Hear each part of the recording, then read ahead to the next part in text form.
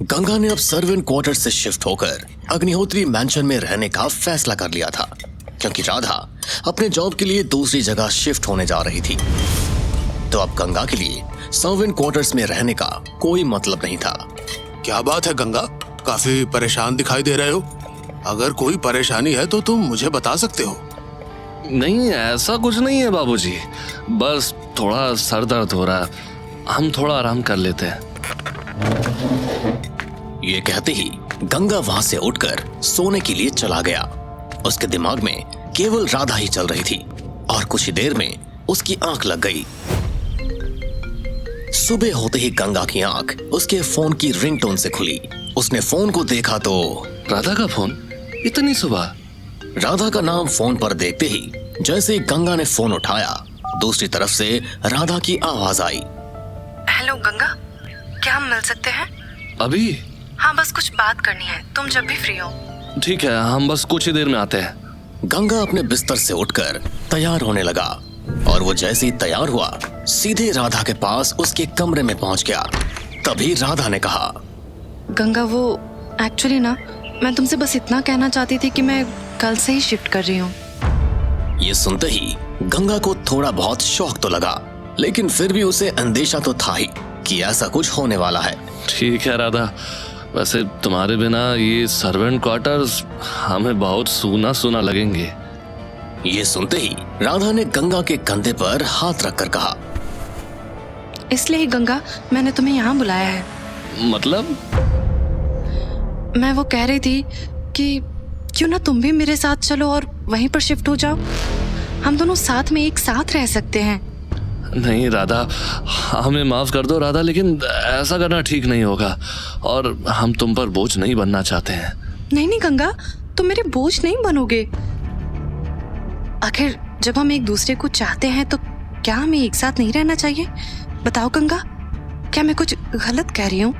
वैसे तो गंगा भी राधा के साथ रहना चाहता था, लेकिन उसकी भी कुछ जिम्मेदारियां थी अपने परिवार की तरफ, इसलिए वो बोला, तुम्हारी बात ठीक है राधा, लेकिन अभी तुम एक नई नौकरी करने के लिए जा रही हो, तुम्हें उस पर ध्यान देना चाहिए, ना कि हम पर। लेकिन मैं दोनों पर भी तो ध्यान दे सकती हूँ ना गंगा। लेकिन हमारा यहाँ ज्यादा जरूरत है।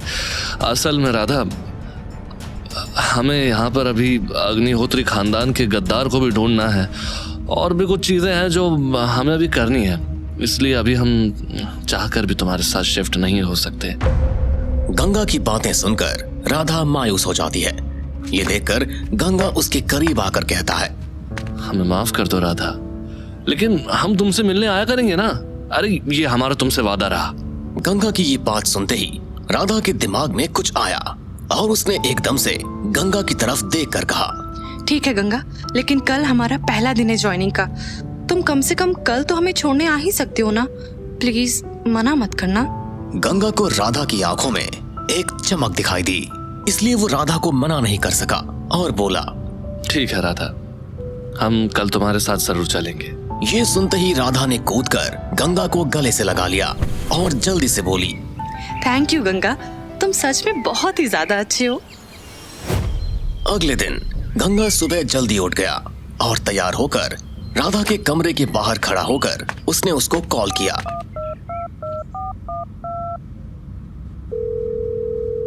अब कितना और टाइम लगाओगे राधा?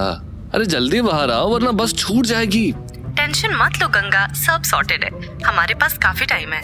इतना कहते ही राधा ने अपने कमरे का दरवाजा खोलकर गंगा को अंदर आने का इशारा किया। अगर हम टेंशन नहीं लेंगे ना तो आज तुम ज्वाइनिंग वाले दिन ही लेट हो जाओगी। राधा ने गंगा की बात पर ज्यादा ध्यान नहीं दिया और वो अपने लंबे बालों को बांधने लगी। राधा को ऐसे बाल बांधते देख गंगा को जैसे कुछ होने लगा और वो राधा को बस देखते ही रह गया। सुबह सुबह तैयार होने के बाद राधा कुछ ज्यादा ही सुंदर लग रही थी, लेकिन फिर गंगा अपने आप को कंट्रोल कर ही रहा था कि तभी राधा बोली, मैं लेट नहीं होने वाली हूँ गंगा, हम लोग वहाँ कैब से जा रहे हैं, मुझे ज्वाइनिंग बोनस मिला है। और तुमने वो कैब में खर्च कर दिया?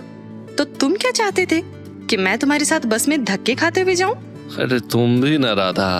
तैयार होने के बाद राधा और गंगा उस कमरे से बाहर निकले। राधा की बुलाई कैब पहले ही बाहर खड़ी हुई थी। वो दोनों कैब में बैठे और निकल गए राधा के नए ऑफिस की तरफ। कुछ ही देर में वो राधा के ऑफिस की बिल्डिंग के बाहर पहुंच गए। वहां पहुंचते ही गंगा ने कहा, ये तो काफी बड़ी जीएफ कंपनी लग रही है राधा। हमें तो लगता है कि तुम्हारा करियर सेट है। हाँ, उम्मीद तो यही है कि यहाँ सब कुछ अच्छा होगा। राधा ने ये कहा ही था कि तभी इतने में ही वहां लगभग 40 साल का एक आदमी सूट पहने हुए राधा के करीब आकर बोला, Hey, you must be Radha, right? Yes. Actually, myself अखिल। मैंने ही तुम्हारी प्रोफाइल को सेलेक्ट किया था इस जॉब के लिए। बट ये तुम्हारे साथ क्या तुम्हारा नौकर आया है? नहीं सर, वो Leave it, whoever it is, servant, driver or bodyguard. But इसको साथ मत लाया करो, बिकॉज कंपनी में यूजलेस लोगों की जरूरत नहीं है। अपने सीनियर की ऐसी बातें सुनकर राधा को अब बहुत ज्यादा गुस्सा आने लगा, क्योंकि वो गंगा की बेइज्जती बर्दाश्त नहीं कर सकती थी और उसने थोड़ी कड़क आवाज में कहा, excuse me sir, he is a friend not my servant. What? ऐसा लो क्लास आदमी तुम्हारा फ्रेंड है? Such very poor choice Radha, very poor choice. मैंने तुमसे ये एक्सपेक्ट नहीं किया था कि तुम ऐसे लोगों से दोस्ती कर उनके साथ घूमती होगी। He is looking like a parasite, जो कि तुमसे बुरी तरह चिपक गया है। ये सब सुनकर गंगा का खून खौल रहा था, लेकिन राधा ने अपना हाथ उसके हाथ पर रखकर उसे शांत किया और वो अपने सीनियर की तरफ देखते हुए बोली, ऐसा नहीं है sir, Ganga is different, he is very kind, he is really special. Stop this nonsense Radha. इसकी शक्ल से ही पता चल रहा है कि ये कितना बड़ा चिपकू इंसान होगा। तुम जैसी भोली लड़कियां इन जैसों को पहचान नहीं पाती, लेकिन मैं ऐसे लोगों को अच्छी तरह से जानता हूँ। अरे जो कोई भी हो तुम, भागो यहाँ से। अगर इस समय राधा की जॉब का सवाल नहीं होता तो गंगा उसे अच्छे से सबक सिखा देता, लेकिन तभी राधा ने गंगा के आगे आते हुए कहा, सर आप इतने सीनियर हैं और इस तरह की बेहुदा बातें कर रहे हैं। आपको ऐसे किसी को भी ब्लाइंडली जज नहीं करना चाहिए। आप एक न्यूज चैनल में काम कर रहे हैं और इस तरह से बिना किसी रीजन की बातें कर रहे हैं। एक 2 कौड़ी के लड़के के लिए तुम अपने मैनेजर से ऐसे बात कर रही हो? तुम्हारा दिमाग तो ठीक है ना? मेरा दिमाग बिल्कुल ठीक है sir, unlike you. I just wish कि आप मेरे रिपोर्टिंग मैनेजर ना हो, वरना मुझे मैनेजर चेंज करने के लिए एप्लीकेशन डालनी पड़ जाएगी, बिकॉज आपके जैसी सोच वाले इंसान के साथ मैं तो काम नहीं कर पाऊंगी। चलो गंगा, हमें ऐसे फालतू लोगों के साथ टाइम वेस्ट नहीं करना चाहिए। ये सुनकर वो सीनियर कुछ भी नहीं बोल सका और गुस्से का घूंट पीकर अंदर चला गया, लेकिन उसने सोच लिया था कि वो राधा को सबक सिखा कर रहेगा। वहीं तभी गंगा ने राधा से कहा, हमें अच्छा लगा ये देखकर कि तुम अपनी बात रखने से डरती नहीं हो। चलो राधा, अब हम चलते हैं। ये कहकर गंगा वहां से निकल गया और जल्दी ही वापस अग्निहोत्री मैंशन पहुंच गया।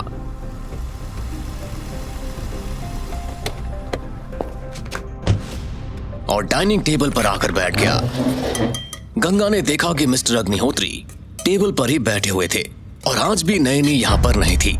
ये देखकर गंगा ने कहा, आप बताएंगे कि यहाँ पर चल क्या रहा है? तुम कहना क्या चाहते हो गंगा? देखिए बापू जी, आपको भी अच्छी तरह से पता है कि हम आपसे छोटी माँ के बारे में पूछना चाहते हैं। और गंगा, तुम्हें भी पता है कि हम इस बारे में कोई बात नहीं करना चाहते। लेकिन हम करना चाहते हैं। अरे हम इस परिवार के सदस्य हैं और हमारा ये जानना का हक है कि क्यों छोटी माँ हम सबसे इतना अलग अलग रहती है। मिस्टर अग्निहोत्री इस पर कुछ नहीं बोलते और चुपचाप अपना खाना खाते रहते हैं।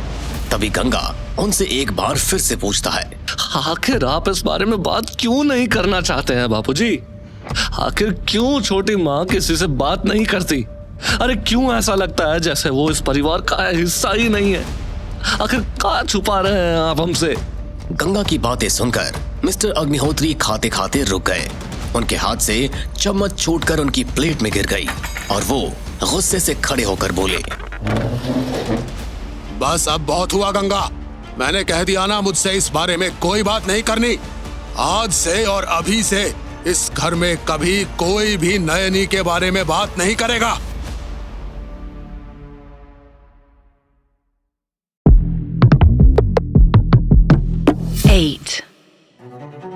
आज से और अभी से इस घर में कभी भी कोई भी नयनी के बारे में बात नहीं करेगा। ये कहते ही मिस्टर अग्निहोत्री गुस्से में खाने को अधूरा ही छोड़कर वहां से चले गए। ये देखकर गंगा एकदम शॉक्ड हो गया था। कि तभी चंद्रजीत बोला। आखिर तुमने ऐसा क्यों किया गंगा? मैंने भाई साहब को इतने सालों में आज तक पहले कभी भी इतने ज्यादा गुस्से में नहीं देखा है। तुम्हें कम से कम सोच समझकर तो बोलना चाहिए। गंगा ने चंद्रजीत की बातों पर ज्यादा ध्यान नहीं दिया और वो भी गुस्से में डाइनिंग टेबल पर से उठ गया और बोला, बस अब बहुत हुआ। अब हम और ज्यादा इंतजार नहीं कर सकते हैं। हमें अपने ही परिवार के बारे में जानने का हक नहीं है। अब हम सच का पता लगा कर ही रहेंगे कि आखिर छोटी माँ का सच क्या है और काहे बाबूजी हमें इस बारे में नहीं बता रहे हैं। ये कहकर गंगा अपने कमरे में पहुंच गया और सोचने लगा कि आखिर ये माजरा था क्या और ऐसा भी क्या हुआ था कि मिस्टर अग्निहोत्री कुछ बताने को तैयार ही नहीं थे। अगर बाबूजी आप हमें नहीं बताएंगे तो हम सच का पता दूसरी तरह से लगा लेंगे। ये कहकर गंगा अपने बिस्तर से उठ गया और कमरे से बाहर गया। उसने सोचा कि अगर मिस्टर अग्निहोत्री नहीं बताएंगे तो वो नैनी से पता करेगा, लेकिन जैसे ही वो नैनी के कमरे के पास पहुंचा तो वहां कोई था ही नहीं। अब आखिर इतनी रात में छोटी माँ कहाँ जा सकती है? गंगा इधर उधर देखता है, तभी उसे नैनी के पायल की आवाज सुनाई देती है। वो जैसे ही उस आवाज का पीछा करता है तो वो देखता है कि नैनी बेसमेंट की तरफ जा रही थी। अरे ये तो छोटी माँ है। आखिर ये इतनी रात को बेसमेंट में काहे जा रही है? वैसे तो इस बेसमेंट के बारे में तो बाबूजी ने हमें कभी कुछ बताया ही नहीं। गंगा नैनी के पीछे लग जाता है और उसका पीछा करने लगता है। वो देखता है कि नैनी अपने पल्लू में से एक चाबी को निकालती है और अपने सामने लगे ताले को खोलकर अंदर चली जाती है।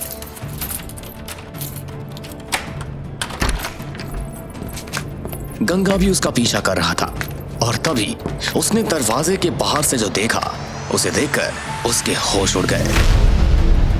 अरे अब ये कौन है? ये तो बिल्कुल ही बाबूजी की तरह दिखाई दे रहा है। इसके होंठ, इसके गाल बिल्कुल बाबूजी जैसे हैं। नैनी असल में एक 2 साल के बच्चे की तस्वीर की तरफ बढ़ रही थी। उस बच्चे की मुस्कान बिल्कुल मिस्टर अग्निहोत्री के जैसे थी, जैसे कि वो उनका ही बेटा हो। नैनी उस तस्वीर की तरफ देखकर कहती है, बेटा, आखिर तू। इन्हें छोटी माँ के इस राज के बारे में जरूर पता होगा।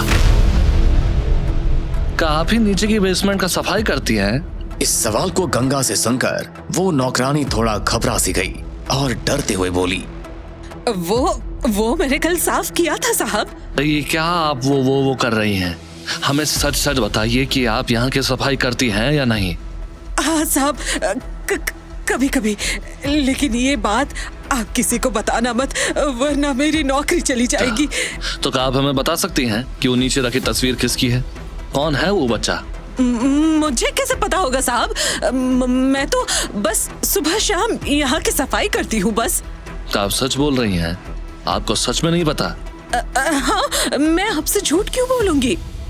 गंगा समझ गया था कि ये उसके सामने खड़ी औरत झूठ बोल रही है और उसे देखकर डर भी गई है। वैसे तो गंगा उसे डराना नहीं चाहता था, लेकिन अभी उसे बस जल्दी से सच्चाई जाननी थी, इसलिए वो थोड़ा गुस्सा करते हुए बोला, देखिए, हमें सच सच बता दीजिए, वरना अब तो आपको पता ही होगा कि हम ही पूरे अग्निहोत्री खानदान को संभाल रहे हैं और हम आपकी सैलरी भी रोक सकते हैं। बाकी आपकी मर्जी है कि आप सच बताएंगी या झूठ।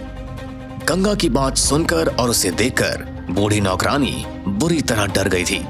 दरअसल उसे कहा गया था कि अग्निहोत्री मैंशन की इस बात को किसी को ना बताए, लेकिन जब गंगा ने उससे सैलरी काटने की धमकी दी तो वो थोड़ा घबराकर बोलने लगी, ये अग्निहोत्री भाई साहब और नैनी जी के बेटे की फोटो है। ये बेटा अब कहाँ है? क्या हुआ था इसको? और ऐसे उसको राज क्यों बना कर रखा हुआ है? मुझे पूरी बात तो नहीं पता साहब, लेकिन शायद ये बच्चा कहीं खो गया था और फिर कभी नहीं मिला। मुझे और कुछ नहीं पता साहब, मैं बिल्कुल सच बोल रही हूँ। मैं तो बस यहाँ आकर साफ सफाई का काम करती हूँ और कुछ भी नहीं। ठीक है, हमें जानकारी देने के लिए आपका शुक्रिया।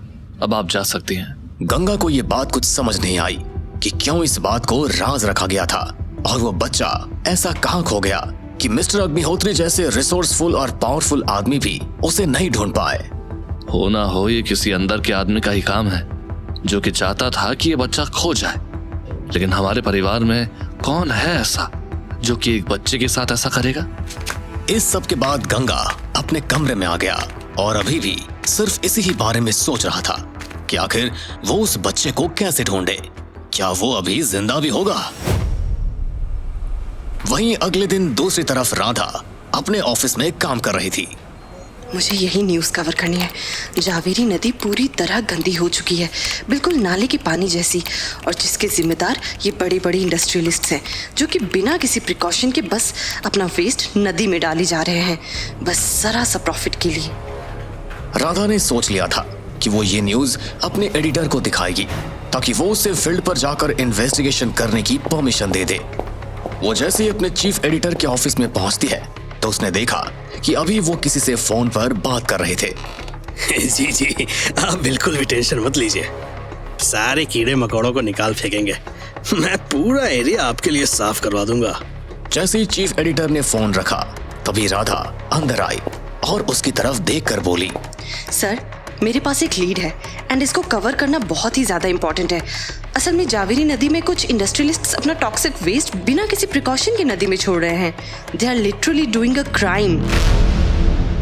राधा की बात सुनकर उस चीफ एडिटर को कोई खास फर्क नहीं पड़ा और उसने राधा को देखते हुए कहा, ठीक है राधा, इसको कवर तो कर सकते हैं। सर, तो क्या मैं ऑन फील्ड जाकर इसकी इन्वेस्टिगेशन कर सकती हूँ? इस न्यूज़ को लोगों के सामने लाना बहुत ही ज्यादा जरूरी है। नहीं, अभी नहीं, क्योंकि मेरे पास एक दूसरी न्यूज़ है जो कि कवर करना हमारे लिए बहुत ज्यादा जरूरी है और हमारी प्रायोरिटी भी है।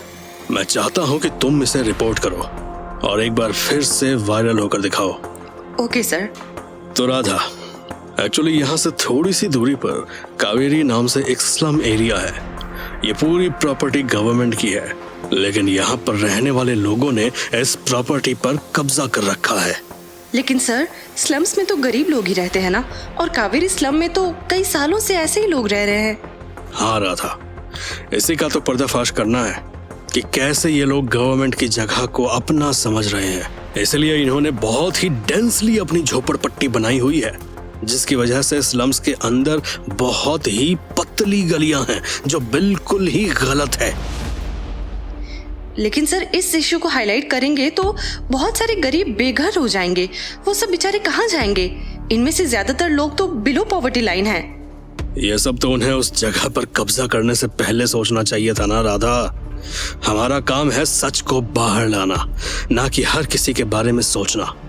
मैं तुम्हें पूरे रिसोर्सेज दूंगा, तुम बस इसको ऐसे रिपोर्ट करो कि कावेरी स्लम्स ट्रेंड करने लगे। सर, एक्चुअली मैं कहना चाहती थी। यू कैन गो राधा, वैसे भी you have a busy schedule now. Radha अभी जावेरी नदी वाली न्यूज को कवर करना चाहती थी, लेकिन उसके चीफ एडिटर ने उसे एक ऐसी न्यूज पर काम करने को कह दिया था जिसको कवर करने से काफी लोग बेघर हो सकते हैं। राधा को समझ नहीं आ रहा था कि उसे क्या करना चाहिए। क्या मुझे ये करना चाहिए? अब तो इसमें बस गंगा ही मेरी मदद कर सकता है।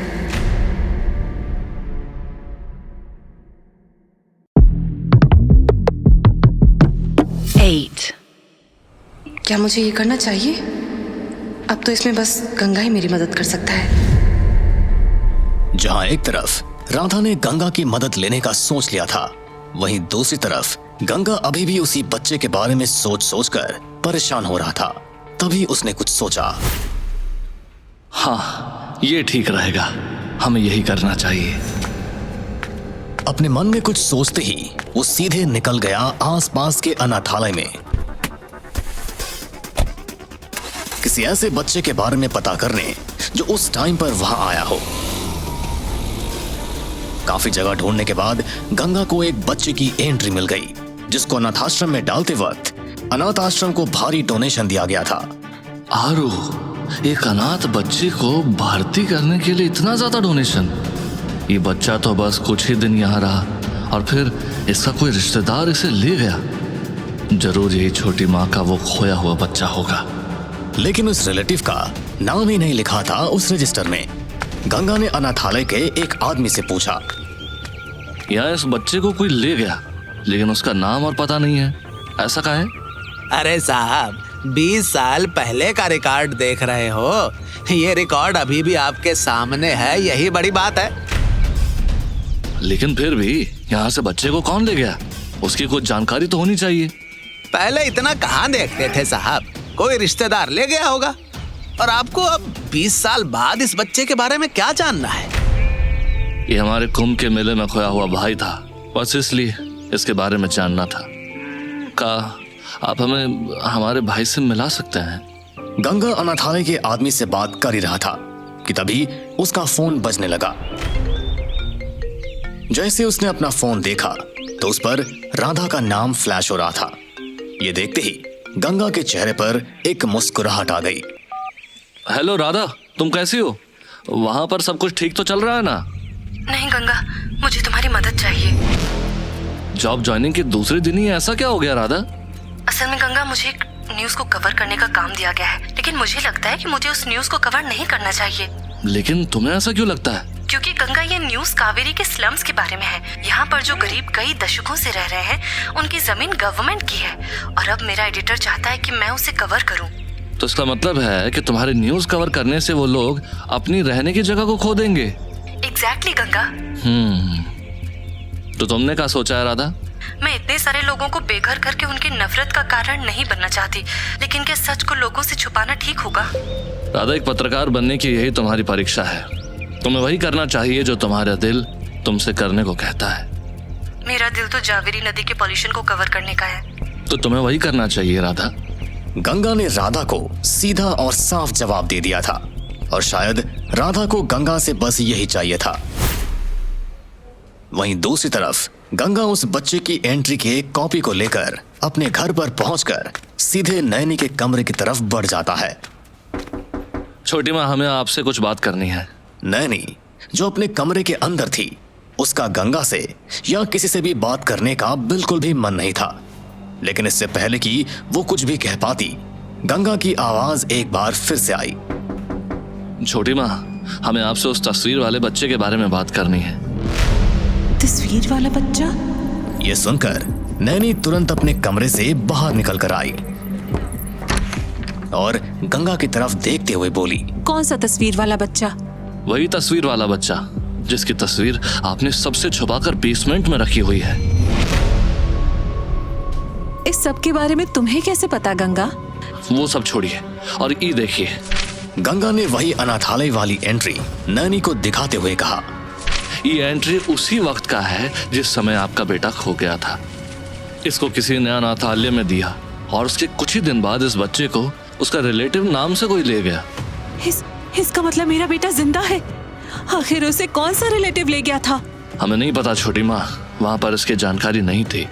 ये सब सुनकर नैनी पूरी तरह से शॉक्ड हो जाती है और उसने अपने पीछे के दरवाजे का सहारा लेते हुए कहा, इसका मतलब मेरा बेटा जिंदा था, किसी ने उसको अनाथालय में दे दिया, फिर उसके बाद पता नहीं कौन ले गया होगा उसे। पता नहीं बेचारा किन हालातों में रहा होगा। गंगा नैनी को संभालने की कोशिश कर रहा था। अरे आपने आपको संभालिए छोटी माँ। मेरा बेटा, मेरा बेटा। गंगा नैनी को इस तरह से देख नहीं पा रहा था, इसलिए उसने उसकी तरफ देखकर कहा, छोटी माँ, आप चिंता मत करिए, वो जहां भी होगा हम उसे ढूंढ कर ही रहेंगे, चाहे कुछ भी हो जाए। हम उसको आपके सामने लेकर जरूर आएंगे। गंगा की ये सब बातें सुनकर नैनी बहुत ज्यादा भावुक हो गई और गंगा के गले से जाकर लग गई। उसकी आंखों से आंसू बह रहे थे। आखिर तुम मेरे लिए ये सब क्यों कर रहे हो? मैंने तो आज तक तुमसे सीधे मुंह बात भी नहीं की। आज जिंदगी में पहली बार अपनी छोटी माँ के गले लगकर गंगा को भी काफी अच्छा लग रहा था और वो नैनी की तरफ देखकर बोला, अपनी छोटी माँ के लिए कुछ करने के लिए भी हमें किसी वजह की जरूरत होगी का? गंगा ने नैनी को वादा तो कर दिया था, लेकिन अभी तो उसे खुद भी नहीं पता था कि आखिर वो उस बच्चे को कैसे ढूंढेगा। वो अपने बिस्तर पर लेटकर उस बच्चे के बारे में सोचते हुए बोला, आखिर कहाँ गए तुम आरू? हम तुम्हें कैसे ढूंढे? जहां गंगा उस बच्चे को ढूंढने की तरकीब सोच रहा था, वहीं दूसरी तरफ राधा अगले दिन सुबह गंगा से एक बात करना चाह रही थी। उसने जैसे ही गंगा को फोन लगाया, तभी एडिटर इन चीफ का एक असिस्टेंट राधा के पास आकर बोला। मैम, वो सर आपको ऑफिस में बुला रहे हैं। राधा ने ये ध्यान नहीं दिया कि उसके फोन पर अभी गंगा का नंबर डायल था। उसने फोन को अपनी जेब में डाल दिया और सीधे एडिटर इन चीफ के ऑफिस में पहुंच गई। राधा, जिस न्यूज पर मैंने तुमसे काम करने को कहा था वो तुमने शुरू कर दिया ना? सर मुझे नहीं लगता कि मैं ये न्यूज़ कवर कर पाऊंगी। क्यों? एकदम से ऐसा क्या हो गया राधा? सर मुझे माफ कीजिएगा, लेकिन मैं इस न्यूज़ से कनेक्ट नहीं कर पा रही। कनेक्ट नहीं कर पा रही? राधा, ये सब फिल्मी बातें हैं। रियलिटी में हमें सारी न्यूज को कवर करना ही पड़ता है। लेकिन सर मुझे नहीं लगता है कि ऐसे स्लम्स के लोगों को बेघर करना सही है, जो कि ऑलरेडी बिलो पॉवर्टी लाइन है। राधा, यहाँ तुम्हारा काम न्यूज को कवर करने का है, ना कि स्लम्स के लोगों को घर दिलाना। सर लेकिन मुझे ऐसा करना मोरली ठीक नहीं लग रहा है, इसलिए मैं इस न्यूज़ से बैकआउट करना चाहती हूँ। राधा, मैं तुमसे पूछ नहीं रहा हूँ, अब ये मेरा ऑर्डर है कि तुम जाकर इस न्यूज को कवर करो। आई एम सॉरी सर, लेकिन मैं ये नहीं कर पाऊंगी। ठीक है राधा, मैं तुम्हें 2 ऑप्शंस देता हूँ। पहला ऑप्शन, तुम जाकर न्यूज कवर करोगी और अपने करियर में प्रोग्रेस कर जाओगी, और दूसरा ऑप्शन कि तुम इस न्यूज को करने से डिनाई कर दोगी and you will be fired. Radha ये सुनकर शॉक्ड हो गई कि उसके एडिटर इन चीफ सीधे उसे नौकरी से निकालने की बात कर रहा था। राधा ने आत्मविश्वास से अपने चेहरे को ऊपर उठाकर कहा, ठीक है सर, फिर आप मुझे फायर कर दीजिए, क्योंकि मैं अपने कैरेक्टर को बेचकर सक्सेस नहीं चाहती।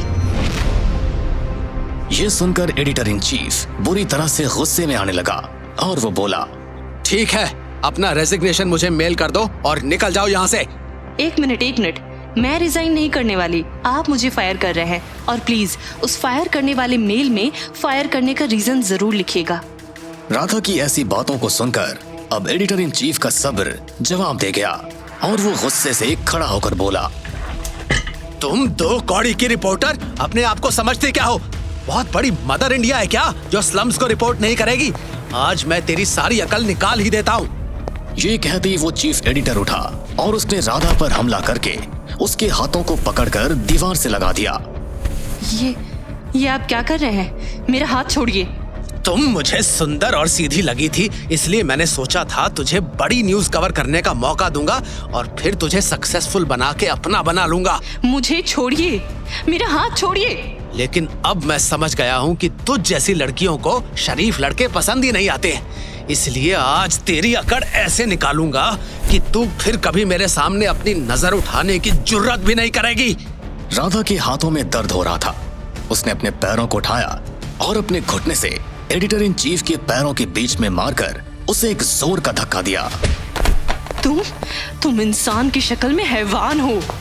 ये कहकर राधा वहां से भागने लगी और तभी वो एडिटर इन चीफ बोला, जा भाग जा, मैं भी देखता हूँ कहाँ भागेगी। तुझे लौट कर तो मेरे पास ही आना पड़ेगा। राधा उसकी बात को अनसुना करके वहां से चली गई, लेकिन उसकी जेब में पड़ा हुआ फोन अभी भी चालू था और उसमें गंगा को कॉल लगी हुई थी। वो ये सारी बातें सुन चुका था और उसकी आंखें गुस्से से लाल हो चुकी थी।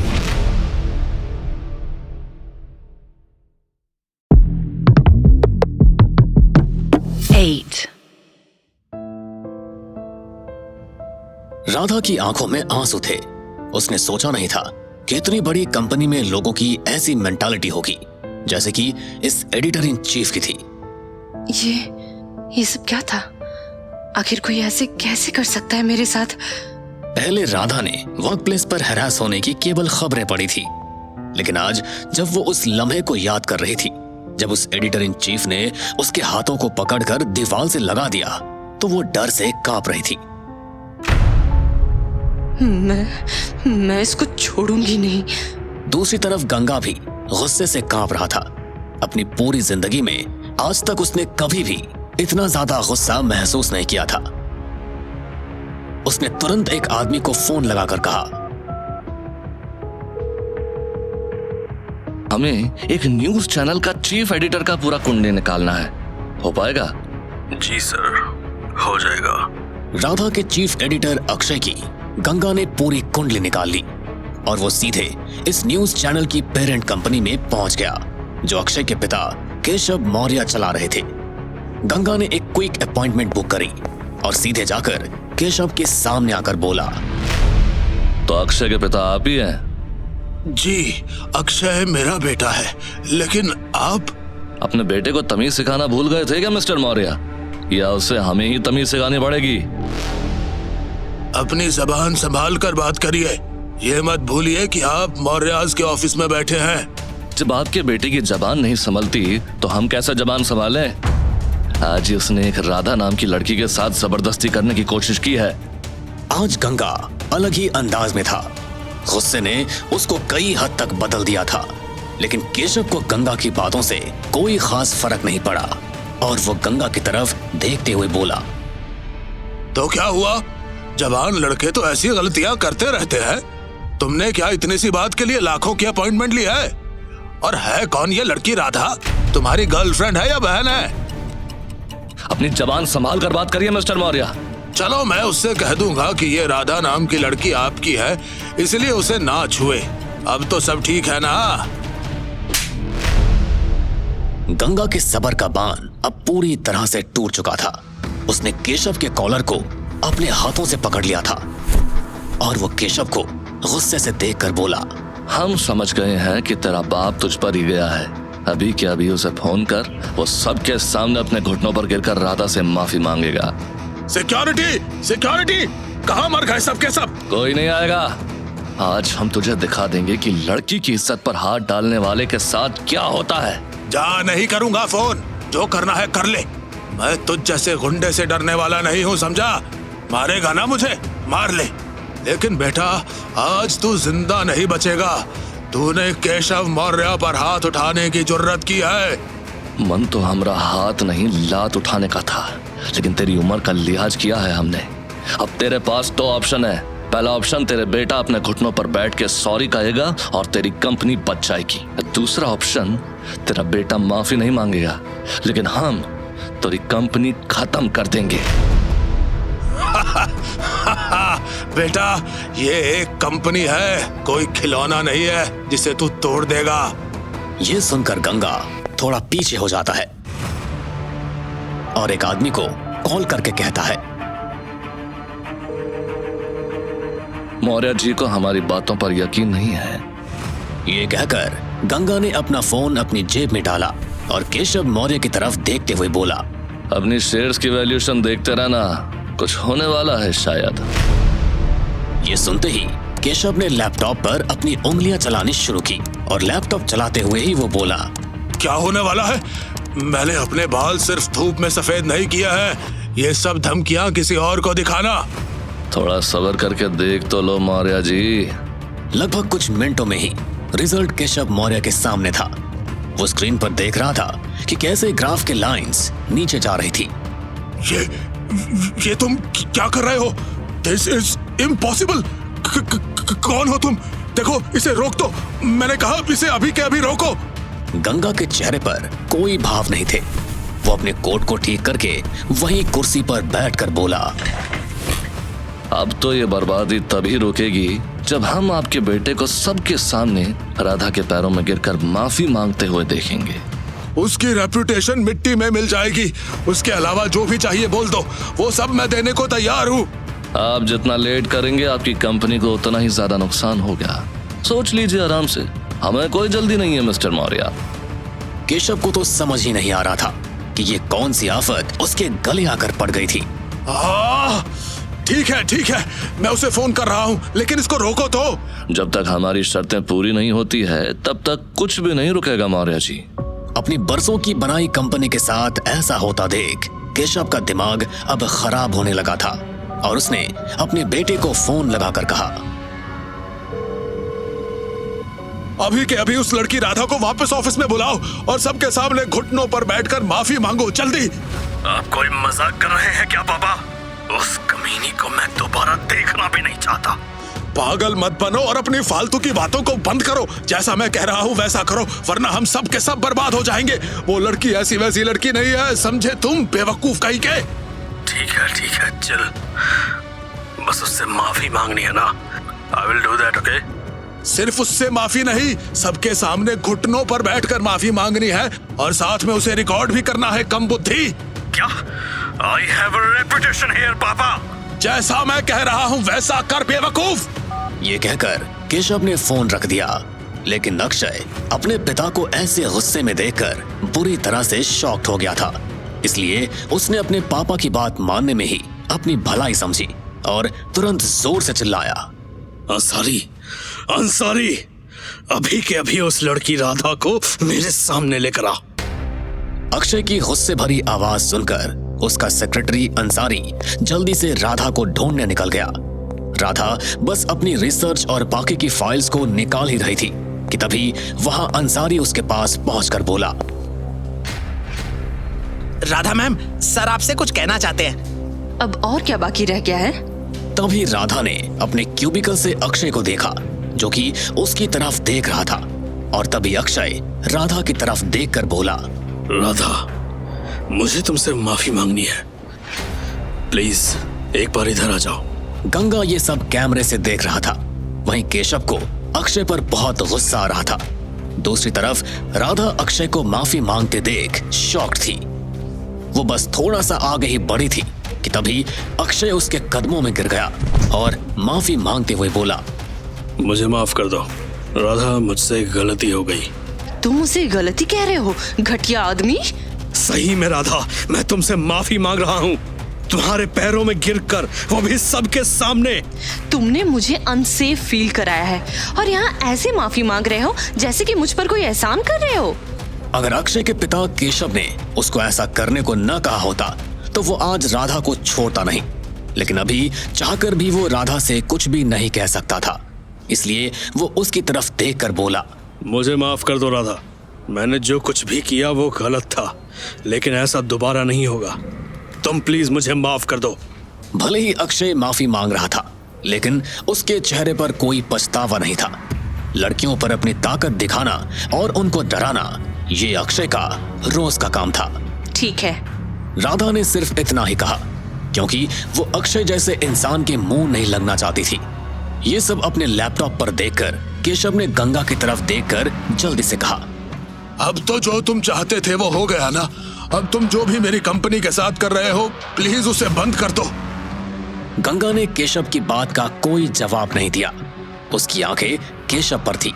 वो देख सकता था कि अक्षय के चेहरे पर कोई पछतावा नहीं था और उसे साफ साफ ये दिख रहा था कि अक्षय ऐसा दोबारा करेगा किसी और लड़की के साथ। तभी केशव दोबारा बोला, देखो प्लीज अब इसे रोक दो, मुझे ऑलरेडी बहुत ज्यादा नुकसान हो रहा है। मेरे बेटे ने उस लड़की से माफी भी मांग ली है। चलो मैं इस लड़की को प्रमोशन भी दिलवा दूंगा। अब तो ये सब रोक दो। नहीं।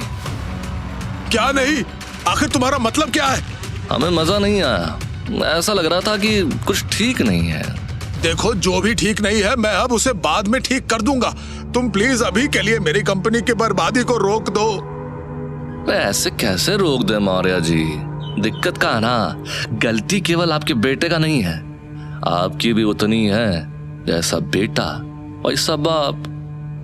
देख मुझे नहीं पता तू कैसे और क्या कर रहा है, लेकिन मैं कोई छोटा मोटा आदमी नहीं हूँ। अगर मेरी कंपनी तेरी वजह से बर्बाद हुई तो मैं तुझे छोड़ूंगा नहीं। आखिर तू है ही कौन? हम अग्निहोत्री ग्रुप के मालिक गंगा अग्निहोत्री। अग्निहोत्री ग्रुप?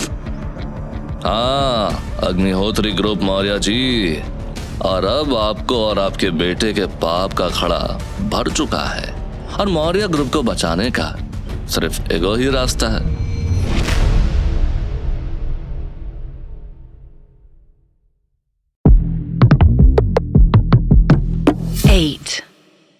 अब आपके और आपके बेटे के पाप का खड़ा भर चुका है और मौर्य ग्रुप को बचाने का सिर्फ एक ही रास्ता है। क्या मतलब? तुमने जो कहा था वो उसने कर तो दिया। कर दिए, लेकिन ये काफी नहीं था। आपके बेटे को यह एहसास होना जरूरी है कि उसने कितना गलत किया है।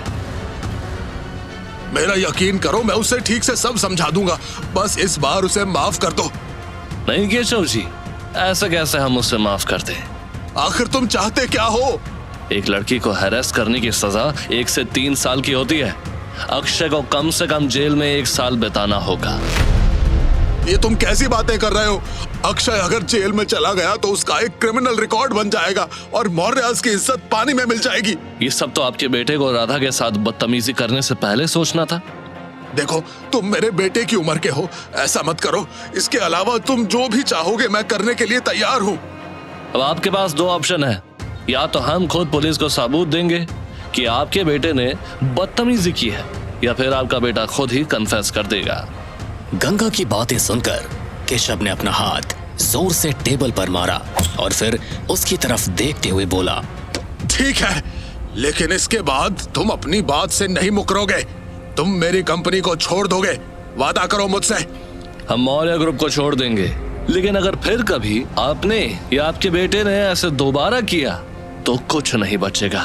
ध्यान रखना हमारी इस बात का, इसलिए एक सलाह दे रहे हैं कि सुधर जाओ। केशव को गुस्सा तो बहुत आ रहा था, लेकिन वो गंगा के आगे कुछ भी नहीं बोल सका। उसने फोन करके अक्षय को सब कुछ समझा दिया और अक्षय को पूरे 1 साल की जेल हो गई। वही इसके बाद गंगा ने राधा को फोन करके कहा, राधा, तुमने हमें कॉल किया था? हाँ गंगा, आज ऑफिस में बहुत कुछ हुआ था, समझ नहीं आया कि किसको कॉल करूं, इसलिए तुम्हें कर दिया।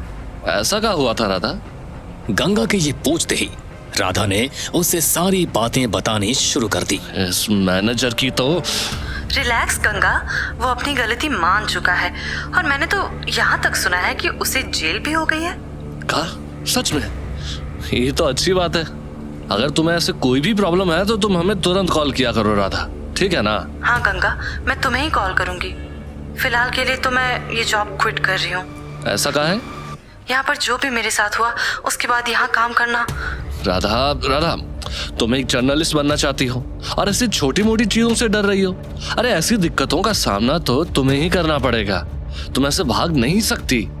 लेकिन गंगा, और अगर अगली जगह इससे भी ज्यादा बुरी हुई तो? वैसे भी अक्षय जेल जा चुका है, तो तुम फ्रीली काम कर सकती हो अब। राधा जानती थी कि गंगा सही कह रहा है, लेकिन फिर भी उसका दिमाग अभी थोड़ा खराब था। तभी गंगा दोबारा बोला, राधा, तुम्हें अपने आप को और ज्यादा मजबूत बनाने की जरूरत है और अक्षय जैसे लोग तुम्हें अपना काम करने से रोक नहीं सकते हैं। थैंक्स गंगा, मुझे समझने के लिए और मेरे साथ हमेशा खड़े रहने के लिए। चलो बाय राधा, हमें अभी थोड़ा काम है, हम तुमसे रात में बात करते हैं। राधा से बात करने के बाद गंगा एक बार फिर से उसी ऑर्फनेज में जाता है जहां पर उसे आरू यानी कि नैनी के बेटे के बारे में थोड़ी सी जानकारी मिली थी। गंगा वहां पहुंचते ही वहां से स्टाफ से पूछताछ करने लगा, लेकिन उसे खास कुछ पता नहीं चल रहा था। तभी उसे एक बूढ़ा चौकीदार दिखा जो कि उसकी ही तरफ देख रहा था। ये चौकीदार तो बहुत बूढ़ा लग रहा है, शायद यहाँ सालों से काम करता होगा। हम इसे पूछ कर देखते हैं। गंगा उस बूढ़े चौकीदार के पास पहुंचकर पूछता है, क्या आपको कोई आरू नाम का बच्चा याद है? वो बहुत छोटा था, लगभग 1-2 साल का, लगभग 20 साल पहले यहाँ लाया गया था। अग्निहोत्री से जुड़ा हुआ था वो बच्चा। अग्निहोत्री सुनते ही उस चौकीदार को कुछ याद आने लगा। अग्निहोत्री, कोई चंद्रा पहले आया था, बड़ा अजीब आदमी था। चंद्रा? कहीं आप चंद्रजीत की तो बात नहीं कर रहे हैं? हाँ, वही मोटा सा आदमी, थोड़ा खूसट था वो। यहाँ से 4 दिन बाद ही ले गया था वो उस बच्चे को। मतलब वो बच्चे को यहाँ पर केवल 4 दिन के लिए छोड़कर गया था? हाँ साहब, बहुत साल पहले की बात है वो तो आपने अग्निहोत्री का नाम लिया तो मुझे ध्यान आ गया। अच्छा, फिर उस बच्चे को किसी ने गोद ले लिया, क्या हुआ उसे? अभी ये तो मुझे याद नहीं है साहब कि कैसे क्या हुआ था, लेकिन वो चंद्रजीत वापस ले गया था उस बच्चे को।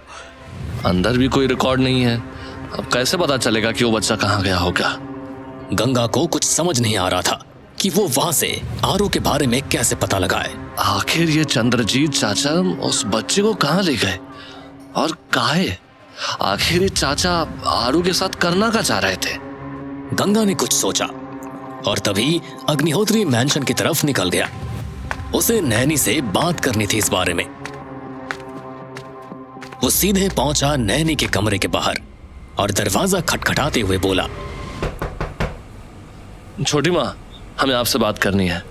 ये आरू के बारे में है। आरू का नाम सुनते ही नैनी तुरंत अपने बिस्तर से उठकर बाहर की तरफ आई और गंगा की तरफ देखते हुए उत्सुक होकर बोली, गंगा, क्या तुम्हें आरू का पता चल गया? हाँ, हमें इतना पता चला है कि आरू को चंद्रजीत चाचा ने गायब किया था।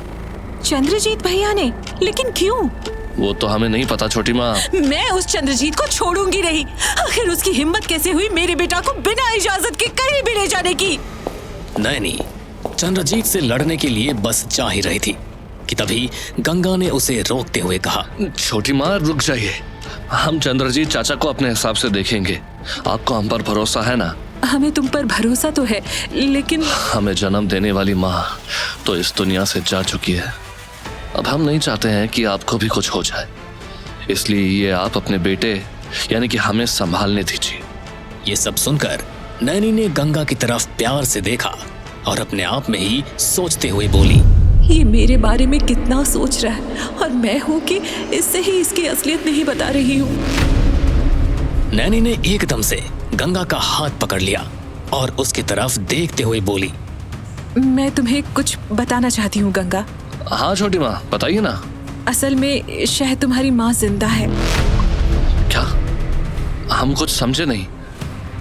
असल में मिस्टर अग्निहोत्री की पहली पत्नी तुम्हारी माँ नहीं है। ऐसा कैसे हो सकता है? अगर वो हमारी माँ नहीं है तो फिर कौन है? मुझे नहीं पता गंगा कि तुम्हारी असली माँ कौन है, लेकिन मैं इतना बता सकती हूँ कि मिस्टर अग्निहोत्री की पहली पत्नी तो नहीं है। लेकिन कैसे? हमारा मतलब है कि आपको कैसे पता है कि वो हमारी माँ नहीं है? क्योंकि मिस्टर अग्निहोत्री की पहली पत्नी ने कभी किसी बच्चे को जन्म दिया ही नहीं था। असल में वो एक बांझ थी। ये सब सुनकर गंगा को कुछ समझ नहीं आ रहा था। नैनी ने तो ये कहकर उसके एग्जिस्टेंस पर ही सवाल उठा दिया था। तुम्हारे पिता यानी कि मिस्टर अग्निहोत्री ने मुझसे इस वजह से ही तो शादी की थी ताकि उन्हें एक बेटा मिल सके। लेकिन अगर वो हमारी माँ नहीं है तो फिर हमारी असली माँ कौन है? गंगा, मुझे पक्का तो नहीं पता, लेकिन शायद मिस्टर अग्निहोत्री की जिंदगी में एक और लड़की थी, उनकी असिस्टेंट रूपाली। रूपाली? तो ये है हमारी असली माँ शायद। गंगा, ये सब जानने के बाद गंगा का दिमाग बुरी तरह से खराब हो चुका था। वो अब तक समझ रहा था उसकी माँ जा चुकी है, लेकिन अब उसके सामने एक और नया राज खुल चुका था। वो सीधे अब मिस्टर अग्निहोत्री के पास पहुंचा और बोला, अब बस बहुत हो चुका बापूजी, आपको हमें अभी के अभी सच्चाई बतानी ही होगी। गंगा, मैं तुमसे पहले ही कह चुका हूँ, मुझे उस बारे में कोई बात नहीं करनी है। ये बात तुम्हारी समझ क्यों नहीं आती? क्योंकि हमें सच जानना है, हमारी असली माँ कौन है। क्या बकवास कर रहे हो गंगा? मेरी पहली पत्नी सुष्मिता तुम्हारी माँ है। लेकिन एक बांझ हमारी माँ कैसे हो सकती है बापूजी? ये सुनते ही मिस्टर अग्निहोत्री एकदम हैरान हो गए। उन्हें कुछ समझ नहीं आया कि गंगा ये क्या कह रहा है। बांझ? फालतू की बातें करना बंद करो गंगा, और जाकर ऑफिस में कुछ काम करो। हम फालतू की बातें नहीं कर रहे हैं बाबूजी, हमें पता चल गया है बड़ी माँ बांझ थी। अब आप हमें सच्चाई बता दीजिए।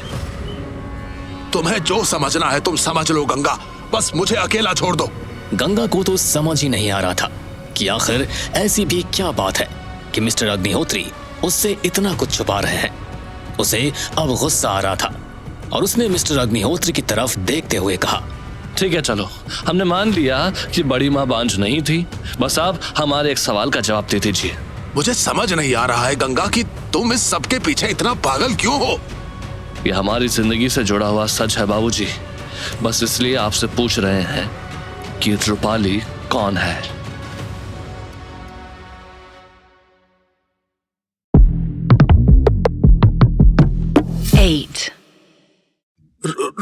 रूपाली? अब तुम्हें रूपाली के बारे में किसने बता दिया? आप वो सब छोड़िए बाबूजी, हमें बस इतना बताइए कि रूपाली कौन है। तुम्हें इस सब के बारे में जानने की कोई जरूरत नहीं है। अरे आखिर आप हमें सच काहे नहीं बता रहे हैं बाबूजी? रूपाली बस मेरी असिस्टेंट थी और कुछ भी नहीं। आप झूठ बोल रहे हैं बाबूजी, हमें सच सच बताइए। गंगा की बातें सुनकर मिस्टर अग्निहोत्री को अब बहुत ज्यादा गुस्सा आ रहा था। जिन बातों को वो गंगा को कभी नहीं बताना चाहते थे, गंगा बार बार उन्हीं बातों को न जाने कहां से खोद खोद कर ला रहा था। तुम्हें जैसा समझना है तुम समझ सकते हो गंगा। अब मुझे थोड़ा आराम करना है, इसलिए तुम यहाँ से चले जाओ।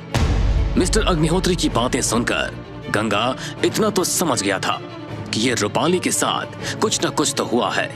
गंगा ने एक बार फिर मिस्टर अग्निहोत्री की तरफ देखकर पूछा, बाबूजी, क्या रूपाली ही हमारी माँ है? गंगा, तुम्हारा दिमाग तो ठीक है ना? कहीं तुम पागल तो नहीं हो गए हो? आखिर तुमने हमें समझ क्या रखा है? वो तुम्हारी माँ नहीं है। अब हमें अकेला छोड़ दो। गंगा को अब मिस्टर अग्निहोत्री की बातों पर यकीन नहीं हो रहा था और उनको ऐसे गुस्से में देख गंगा ने वहां से बाहर निकलना ही सही समझा। लेकिन अभी भी वही सब बातें उसके दिमाग में घूम रही थी और उसने खुद से ही कहा, क्या इसका मतलब है कि रूपाली ही हमारी असली माँ है? का हमें उन्हें ढूंढना चाहिए। आखिर वो इस समय कहाँ होंगी? अपने आप में ही सोचते हुए गंगा वहां से जाने लगा कि तभी उसके दिमाग में चंद्रजीत का ख्याल आया। हाँ, चंद्रजीत चाचा को इस बारे में जरूर पता होगा।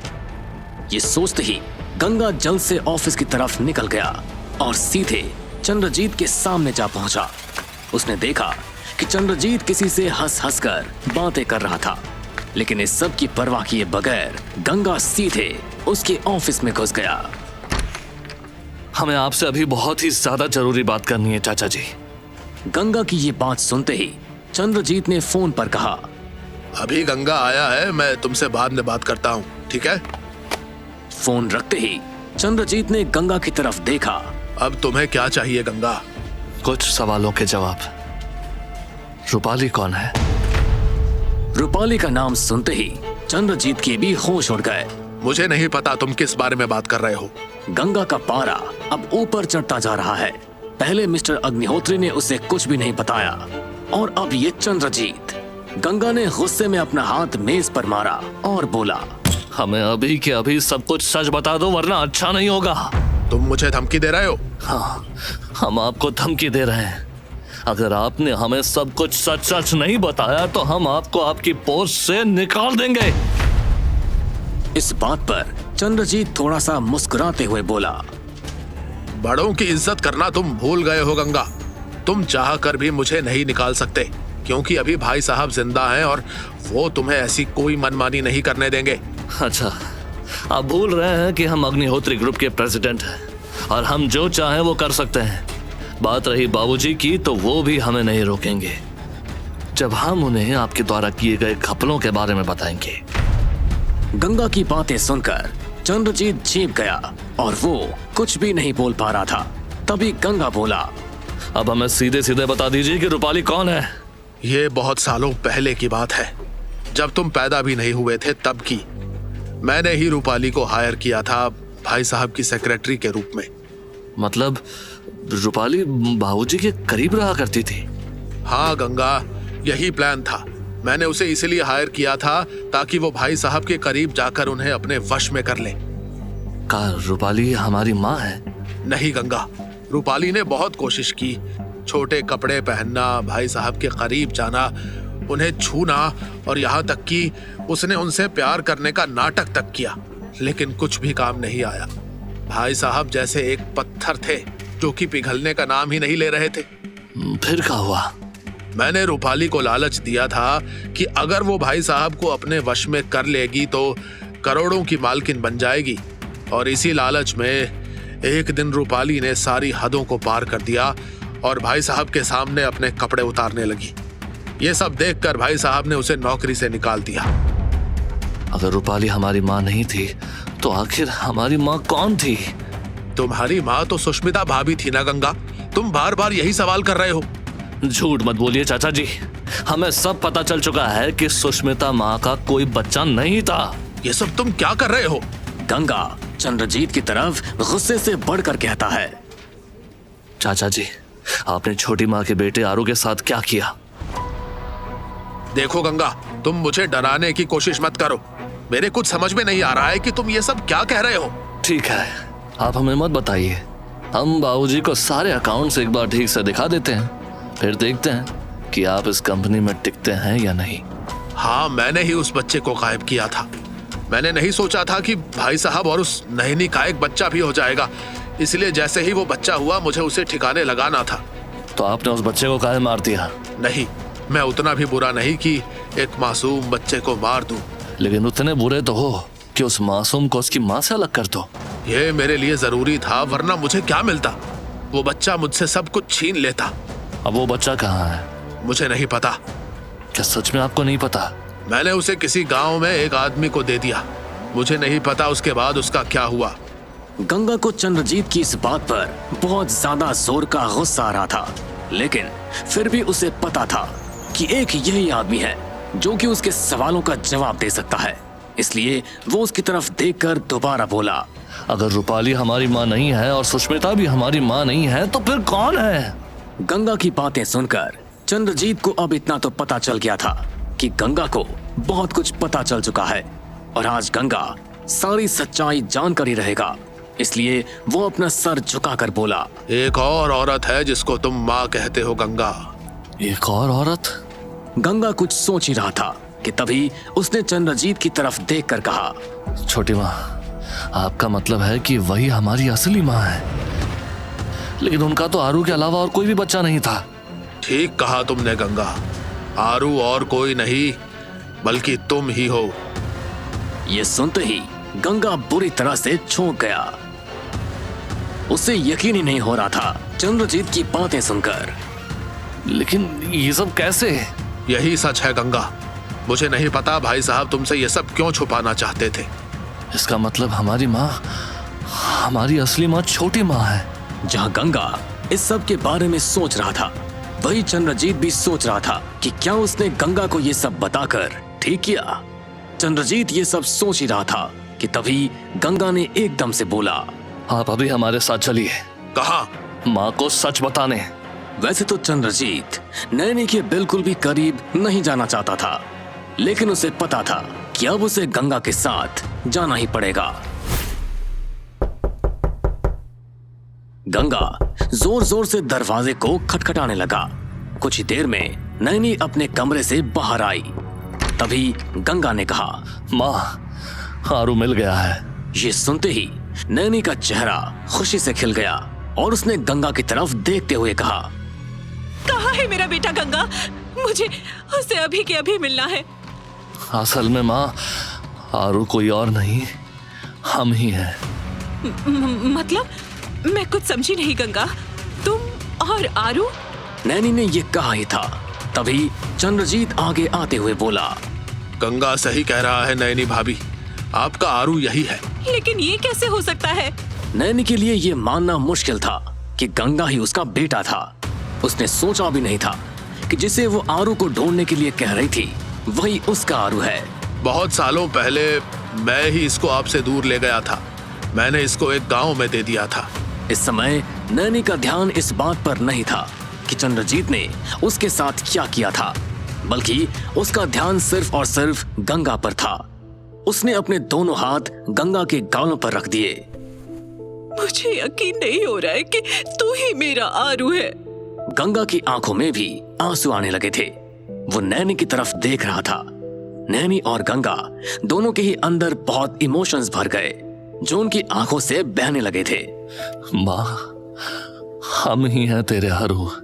वो दोनों ही एक दूसरे के गले लग गए। चंद्रजीत ये खड़ा हुआ देख रहा था। आज नैनी और गंगा मिल गए। इसका मतलब था कि अब कंपनी में उसकी दावेदारी और कम हो जाएगी और गंगा अब और भी ज्यादा ताकतवर हो जाएगा। चंद्रजीत ने अपने मन में सोचते हुए कहा, मैं गंगा को इतनी आसानी से जीतने नहीं दे सकता।